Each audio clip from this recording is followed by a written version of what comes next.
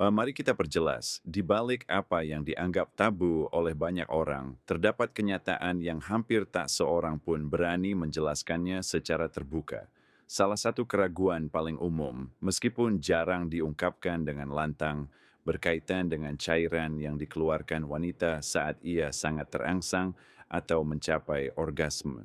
Beberapa orang mengenalnya sebagai squirting, sementara yang lain salah mengiranya sebagai urin biasa.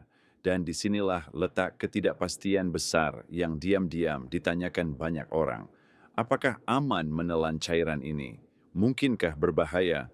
Ataukah tidak penting sama sekali dan hanya tabu absurd lain yang dipaksakan oleh masyarakat? Jika Anda pernah bertanya-tanya tentang hal ini, jangan khawatir. Hari ini saya akan mengupas apa yang sebenarnya telah ditemukan oleh sains dengan jelas, langsung, dan penuh hormat. Anda akan menemukan apa yang benar, apa yang mitos, dan apa yang belum pernah Anda ketahui sebelumnya. Dan sebelum kita membahas detailnya, jika Anda menikmati konten jujur dan berbasis fakta seperti ini, saya mengundang Anda untuk berlangganan kanal ini sekarang juga. Dukungan Anda membantu saya terus membahas topik-topik yang hampir tak tersentuh, tetapi banyak orang diam-diam ingin memahaminya. Jadi, apa sebenarnya cairan ini? Pertama, intinya yang dikeluarkan wanita bukanlah sekadar urin seperti yang masih diyakini banyak orang.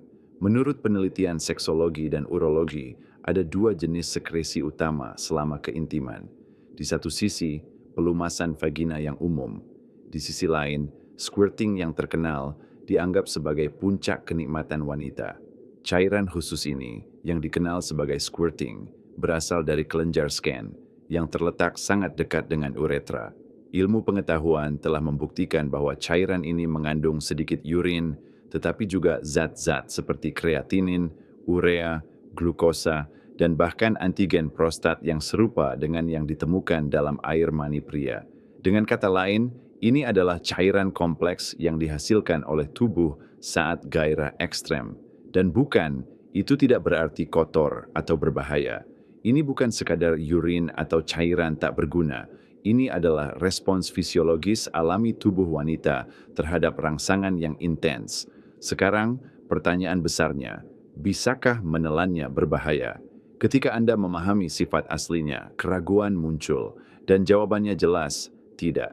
Jika wanita tersebut sehat, penelitian menegaskan bahwa meskipun mungkin mengandung sedikit urea atau kreatinin, cairan ini tidak menimbulkan risiko kesehatan jika tertelan dalam jumlah kecil selama aktivitas seksual. Cairan ini tidak beracun dan tidak menyebabkan infeksi dengan sendirinya. Jelas, seperti cairan tubuh lainnya, cairan ini dapat menularkan IMS jika orang tersebut mengalaminya. Namun dalam hubungan kepercayaan dan kesehatan, risiko itu hampir tidak ada. Tidak ada racun tersembunyi atau efek berbahaya.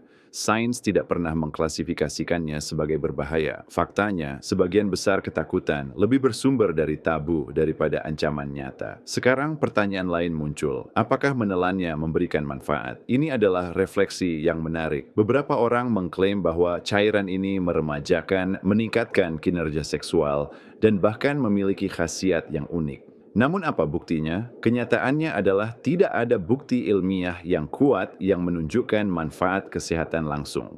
Ini bukan obat ajaib, tidak menghilangkan penyakit, atau memberikan kekuatan super. Namun, seperti yang telah kami sebutkan, ini tidak berbahaya dalam hubungan yang sehat. Nilai sesungguhnya bukanlah biologis, melainkan psikologis dan emosional. Ketika ada kepercayaan, komitmen, dan kenikmatan bersama, pengalaman-pengalaman ini memperkuat ikatan di antara pasangan. Memiliki keintiman tanpa rasa takut, penolakan, atau prasangka dapat mengintensifkan hasrat dan membuat pertemuan jauh lebih kuat.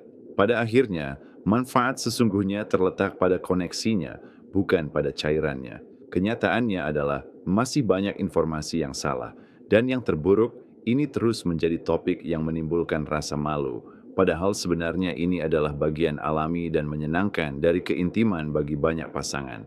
Meminumnya atau tidak seharusnya tidak menimbulkan rasa takut, penolakan, atau penilaian. Yang terpenting adalah rasa hormat, kesehatan, dan persatuan antara Anda dan pasangan. Itulah misi kanal ini, mendobrak tabu dengan sains, kebenaran, dan keberanian. Jadi, jika Anda menikmati konten ini, yang hampir tak seorang pun berani membuatnya, tetapi Anda tahu Anda tertarik, berlanggananlah kanal ini sekarang juga. Saya peluk erat dan sampai jumpa lagi.